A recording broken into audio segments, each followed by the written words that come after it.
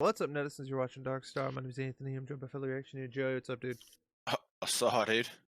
Death battle, Meta versus Carolina. Who you pulling for? Meta. Hold up. Well, you're picking Carolina, right? Yeah. Well, that's why. I don't care which one wins. I just thought you were going to pick Carolina. Well, I am. So let's check it out. Who would win in a fight? Now, if that's not the most popular question asked around Project Freelancer, I don't know what is.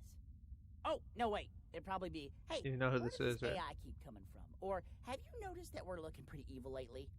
Anyway, there's been plenty of action-packed touchdowns and kick-ass Vic, matches dude. over the years, but we never really saw a matchup between two of our heaviest hitters, Carolina and the Meta.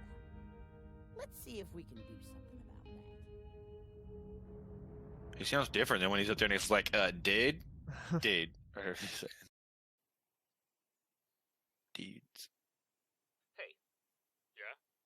You ever wonder who's winning a fight between Carolina and Oh. Meta? No? Only hopeless nerds on the internet care about that kind of crap. Yeah? Why do you think I'm asking you?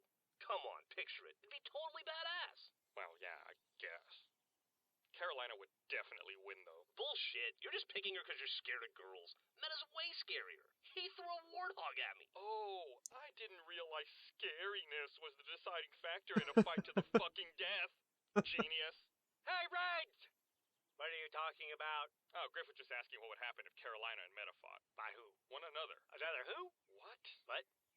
Another one. Just ignore it. Oh, you mean death battle. Joey is caboose I confirmed. mean, sure. Oh, awesome! Hang on, I know some smart people that can help. Be right back! Do you have any idea what he's talking about? No, but I do know that you're still fucking wrong. Okay, I'm back. That was fast. Yep, I call command and they get two of their best scientists fighting people to help us. Their best. Really? And that's how you write your name in bookshelf. That's All right, enough screwing around. We've got a job to do. Oh, fine. I think you're forgetting that command's best is just a step up from incompetent. They sent us donuts. I rest my case. Introducing Cheese and Broomstick! It's Whiz and Boomstick. Wow, those are the dumbest names I've ever heard. Franklin Delano Donut. And I retract my previous statement. Yeah? Well, you've got the dumbest face I've ever seen. I thought you were supposed to be smart. I'm wearing a helmet. Oh my god, me too! Alright, so how you guys do this? You just like draw names out of a hat? Cast some chicken bones around? It's our job to analyze their weapons, armor, and skills to find out who would win a death battle. Why did you say it like that? Just watch. That was really dope. This is a pretty sick Before there setup. was Red versus Blue, there was Project Freelancer. The Freelancers were highly trained soldiers with experimental weaponry and a mission so secret, not even they knew what it was. Kinda stupid in hindsight, but these were true soldiers. The biggest and strongest of them all was Agent Maine. Maine was the muscle of the team, relying I on see his Winston. brute strength, wrestling Yeah. styles, and his unwavering biggest, strongest, velocity to fastest. intimidate and crush his foes. The two of these were teammates on a team. The absolute best, the greatest was this one. Significantly better than his teammate. Grenade launcher, aka the Brute Shot. I mean, seriously, look at this thing. It's got a blade and can fire up to 4 rounds in 3 seconds. Let's test that, shall we? Hey, that's mine! Give it back! Ah! Ah! Well, in conclusion, I love this thing. Sarge would love that shit. So the guy was a badass fighter. Too bad Project Freelancer ended up turning him into a monster. Long story short, the director of Project Freelancer received a rare artificial intelligence for testing. The director imagined an army of super soldiers paired with AIs, but he could only get the one. Being the resourceful scientist he was, the director decided to torture the AI, forcing it to separate its raw emotions into multiple personalities to save itself. These personalities were captured as individual AI fragments and paired with different freelancers. Trust me, that's science. Maine was given Sigma, the AI fragment representing ambition and creativity. And apparently being creative means you're fucking evil.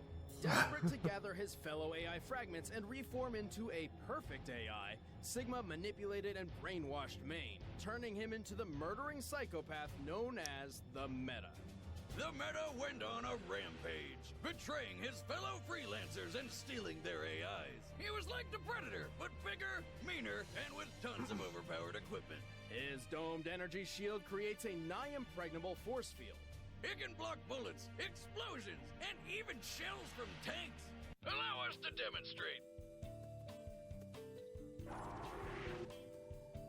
Here's Griff inside an energy shield. Yeah, so? And here's a tank operated by Caboose. And what could go wrong? Oh, shit. Ugh. Fire the hole in one! Let's try that again, Blue Church Buddy. must have been up there. Huh? Wait, Oh. it ran out of... If the energy shield had been there, Oh, damn. Griff would have been Griff fine. is getting all sorts of feats right now surviving this shit. I've said it for years! They're gonna have a death battle As with if Griff. that weren't enough, In our the last Meta's death battle, active he survived camouflage a turns him fucking practically invisible. eggshell His strength to the boost face. enhancement grants him, well, super strength, and most impressively, his temporal distortion device can slow time to a crawl. He can turn invisible and stop time? This guy sounds unstoppable. Unfortunately, running so much equipment alongside so many AI fragments consumes a lot of power. But that hasn't stopped him from killing several freelancers and stealing 7 other AIs. Not to mention, the dude can take a hit and keep on going, even when that hit is taking 9 shots point blank to the neck. Man, and I thought my voice made my throat hurt. No wonder he never talks. The only thing that could stop him was when a couple of idiots stabbed him in the chest, tied him to a car, and threw that car off a cliff into the freezing ocean. But let's be fair, Wiz. That's a pretty fucking hardcore way to go.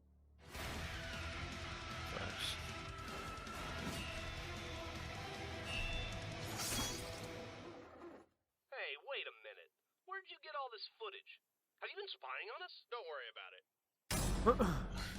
Leading the troops of Project Freelancer, Agent Carolina was supposedly the best of the best. She commanded the team through many successful missions, mastered several martial arts, and her top spot on the leaderboard seemed untouchable. Until a mysterious stranger showed up out of the blue and ruined everything. But we'll get to that later. Carolina carries a wider variety of weapons than most freelancers. Over the course of her career, she's favored the standard Magnum pistol, dual plasma rifles, a grappling hook which can operate in outer space, a humbler stun device which is basically a shock baton, and a long-range BR-55 battle rifle. It's not as flashy as a shotgun, but it's got an impressive range of over 3,000 feet. Ow! Why me? It just feels right. Like many other freelancers, Carolina also possesses an AI companion. Several, actually, but for this matchup, we'll be focusing on the time she spent with Epsilon, the memory of the original Alpha AI the director fragmented. It's also known as Church. Like the other AI fragments, Epsilon experiences time 205 times slower than a human being, and therefore drastically speeds up Carolina's thoughts and reaction time. Too bad he's kind of an asshole. And by kind of, I mean that's basically his thing. Guys, I'm an asshole. In her post-freelancer career, Carolina made it her mission to track down as much experimental armor equipment as possible. And let me tell you, she did a pretty damn good job. Like Maine, she managed to acquire the domed energy shield, but also picked up adaptive camouflage, a speed boost, and a healing That's unit. dope as fuck. Unfortunately, just one AI fragment isn't enough to run all of this equipment at once. In battle, if Carolina's not careful, she can accidentally push Epsilon too far and essentially short-circuit him. Yeah, for a leader, she's kind of hot-headed and super competitive. Like when Agent Texas joined the freelancer crew and started showing her up, Carolina started making a lot of stupid mistakes. There's a lot going on here. Turns out the director was Carolina's father all along, and Tex was actually the AI fragment memory of his deceased wife.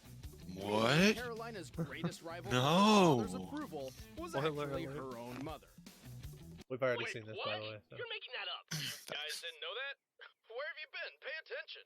Yeah, seriously, guys, it's like super obvious. Huh.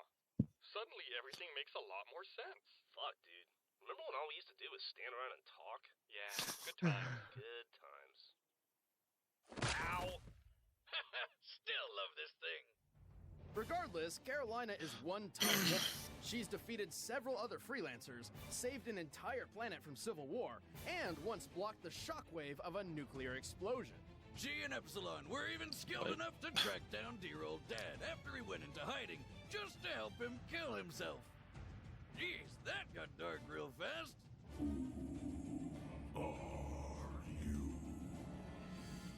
I'm your true warrior. All right, the combatants are set. Let's end this debate once and for all. It's time for a death battle! Yeah! Fuck it. Just watch it. Yeah, I'm not changing my pick.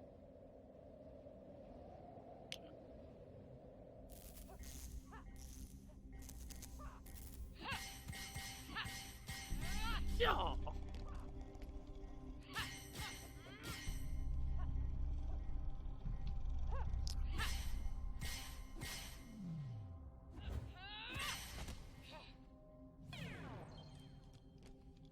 Tex would have done it better. Time. Oh, yeah, just 0.03 milliseconds too slow. Looks like I'm picking the movie tonight. Ugh. Can it not be another garbage action movie? Oh, come on, they're hilarious. Everyone talks in one-liners and the plot's non-existent. It's like the characters are just there to beat the shit out of each other. Uh-oh. What is it? I think we're about to have company. Name. Not exactly.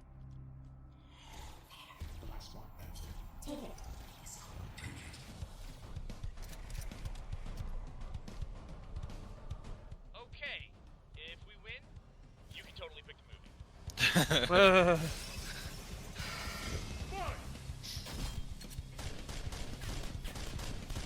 Not working! I can see that. I mean, it looks clean. Yeah, it looks dope.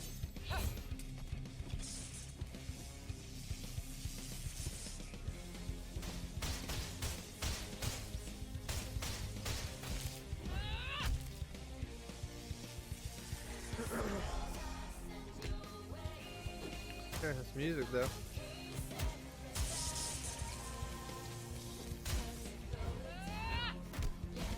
You sure you can't set that thing to kill? Just hold on!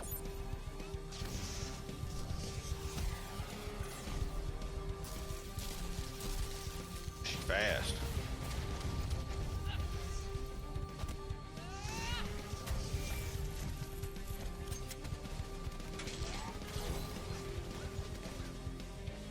They both put their bubbles down to stay there. Church, where is he? I'm on it. Scanning. Your left! Uh-oh.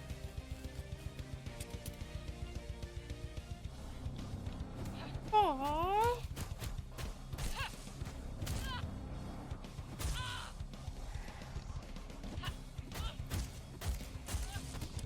Jeez.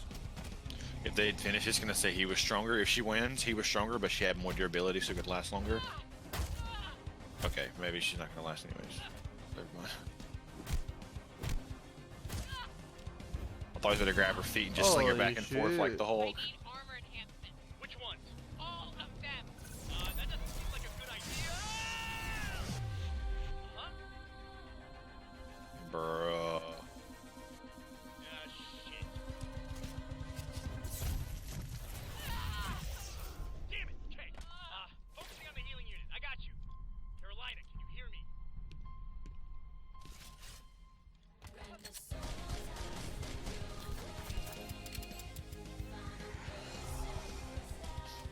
You got him! Okay, seriously, what the fuck?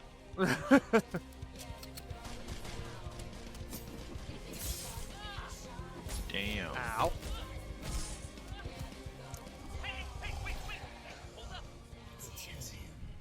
Hey, so I know you're about to pummel her ginger face in and all, but you also only talk in grunts, so I'm just gonna say this one line for you, okay? Just this one time.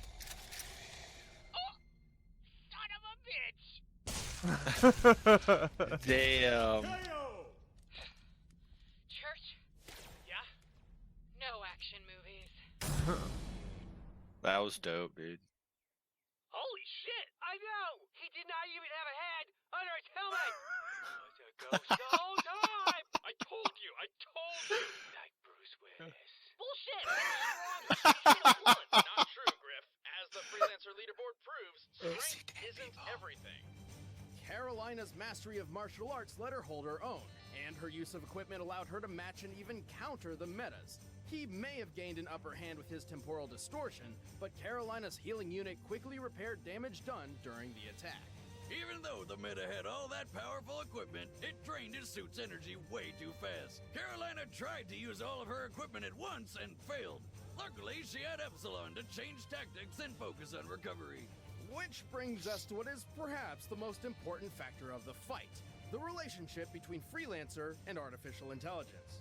The meta was brainwashed and manipulated by 8 different AI, effectively filling his head with an unintelligible mess of voices and commands. In contrast, Carolina and Epsilon worked together as partners with a mutual trust, both capable of making judgment calls to make up for each other's weaknesses. Whatever. I still say it should have been the meta. Says the guy who can't tell the difference between a car and a puma. I can tell the difference. It was a matter of comparison.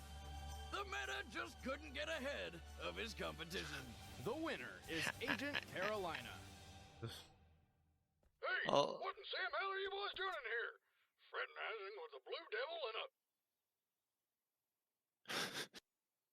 Who the hell are these dirtbags? Whoa, easy there, sir. We're just here from command. Hey, nice shotgun. I like the cut of your jib. Well, what do you know? Someone who has an eye for the finer things in life. Oh, you better believe it. You know, you remind me of someone. Almost like the son that I never wanted. Oh, that's funny. I was about to say you're like the pappy I never had. When I was a kid, he ran out on us to join the army and never came back. Well, how about that? Time to move along, I guess. Nothing to see here. Doop, doop, doop. Doop, doop, doop. Doop, doop, doop. What a nice guy. He is the father. That's pretty funny, dude. We had an absolute blast working on the episode. If you haven't already, be sure to check out the full series of Red vs. I mean, honestly, in terms of skill, like without the AI, like enhancements and stuff like that, like man, I don't even know what he was, like the 5th or 6th. Like he was behind York for sure too. I think he might have been behind North. I'm not sure who the other one he was behind was. I don't think he was. Oh, on the list, the leaderboard? 4th, yeah. I think he was like 5th or 6th or something like that. I'm pretty sure the top 3 was Tex, Carolina, and then York. I don't remember who was 4th. Maybe he was 4th. But I'm actually gonna look at this quick. York, Wyoming, North Dakota, Washington, then Maine. Maine was 7th on this board. He Behind trash. Washington too. So like, I'm not saying he's garbage, but he likes without the stuff. He's basically just. I mean, you got to think about it. He did actually like. The only reason he got that AI in the first place, the first one he got, was because he got fucking his throat slashed or whatever by a regular ass dude. Like it wasn't even like a crazy like soldier, you know what I mean? And he's obviously not particularly intelligent. So like without the AI and the enhancements and stuff like that, like he's nowhere near. It's not even close. Like I would say Tex, then Carolina, then probably York. Basically the way the leaderboard is, and then it's kind of iffy after that. Maybe Maine would be next on that list or whatever, just because of how ridiculously.